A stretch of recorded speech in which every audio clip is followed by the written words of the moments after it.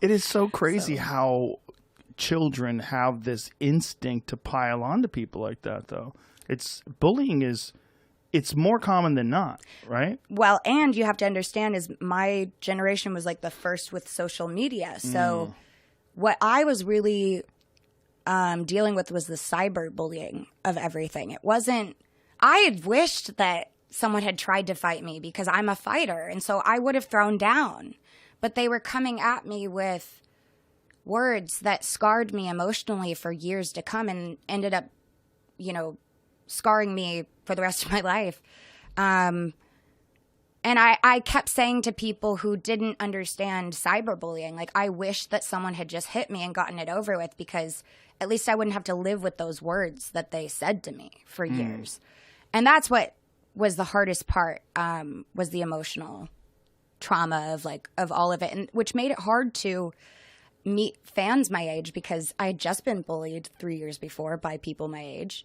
When I was meeting fans, I was excited to meet them, but at the same time, I knew what they were capable of. So I had this weird, battle in my head every time I'd meet someone my age of, I'm so appreciative of you, but I'm also terrified of what you're capable of. Wow. So you just had a wall up for any young kids that reminded you of the girls who bullied you. Mm-hmm. Which was my fan base at that time. And so that was always in my mind. And I actually never even told anybody that, really, because I didn't think it was important. I also felt guilty for feeling that way towards my fans. Did you discuss the bullying with anybody at the time? Oh, yeah. I discussed it with my mom. She took it.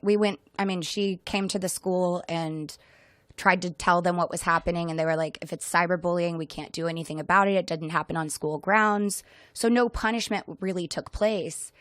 And, they had a suicide petition that they passed around the school and tried to get people to sign it so that I would kill my... It gets gnarly. And girls can be mean. Yeah. Middle school girls can be mean. And so I talked about it a lot. And then I decided that was really my first taste of activism work, was being an advocate for anti-bullying. And I remember I decided to start talking about it, and I felt some purpose. And all of a sudden my career wasn't about my talent anymore. Have you ever run into those girls? So I haven't run into them, but I did make a phone call to the main girl that bullied me, because when I got sober, a part of the program they teach you to, on your 9th step, is you make amends. And when you do your resentments, or you make a list of resentments, you write down everyone you've had a resentment against your entire life. At least this is the way I was brought through the steps. And her name was on it. And when they had me go through what was my part, and I was like, well, I put the name down that she was a bitch. So I guess I did play a part in that. And when I looked at everything, I was like, I can't look back at that situation and say that I was innocent. So I went to own my part, but a part of the step was calling and making amends. And so I called her, and she was like, oh my gosh, I can't even believe you remember who I am. And I was like, bitch, you ruined my life. What? Are you fucking kidding me? And I was so, I just sat there and was like, cool, I think this concludes the end of this phone call. I'm sorry, and wish you well. Did you get past that? Did you talk to her? She was so thrown off that I even remembered who she was after becoming famous and a celebrity, that she wasn't interested in talking about what had happened when I was 12, or when we were 12. What did she want to talk about?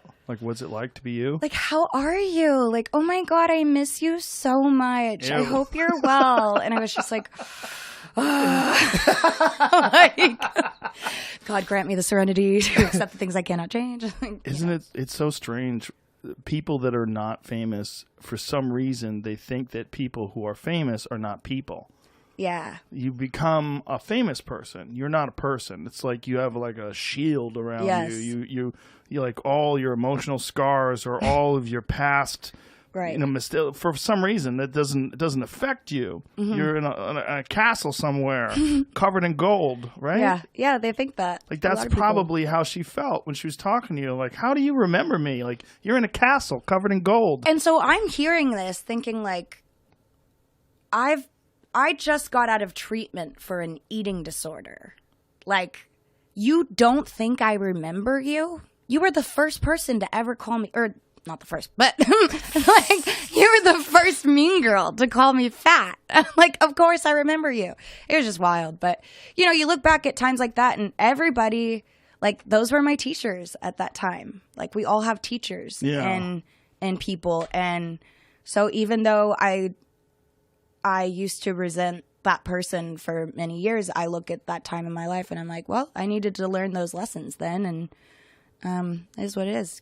Can't change the past. It's a painful lesson Yeah. that hangs with you for that long. But did you feel a large weight lifted off you after having that conversation with her?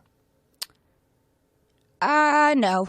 No? Felt the same way? No, it made me more upset because I was like, how does someone who literally altered the course of my life, not that I'm blaming her for my eating disorder. I would have probably developed one anyways because my mother had one. And so I was looking at negative food behaviors and that's all I knew. And so when someone called me fat, I knew exactly what to do.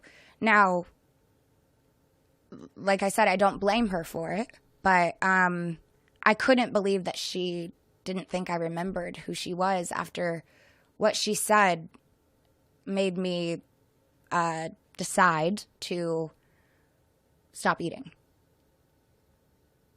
Yeah, what I said earlier, I just don't think that someone like her ever thinks that someone like you even has normal feelings. Yeah, totally. And a lot of people still think that about celebrities.